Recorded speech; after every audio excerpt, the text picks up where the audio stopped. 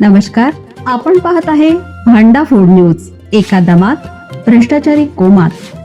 Social media, कर्जबाजारी, गुन्हेगारी, सट्टेबाजी, चोरी, मटका, जुगार, दारू, सावकारशाही, न्यायाच्या प्रतीक्षेत प्रशासन. भांडाफोड न्यूज. एका दमात भ्रष्टाचारी कोमात. हिरण्यकेशी नदीत मामा भाच्याचा बुडून मृत्यू.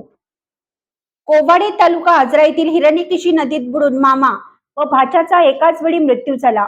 सुनील विष्णू सुतार वय वर्ष 55 कोवाडे आणि प्रवीण पांडुरंग सुतार राहणार वाळकी अशी त्यांची नावे आहेत.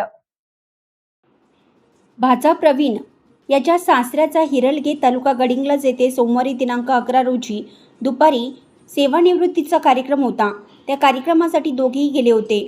कार्यक्रमानंतर दोघे मोटरसायकलवरून कोवाडे येथे येत होते. हिरलगे व कोवाडच्या मध्ये हिरण्यकेशी नदी असल्याने मोटरसायकल लावून दोघे नदीतून चालत कोवाडच्या दिशेने जात होते.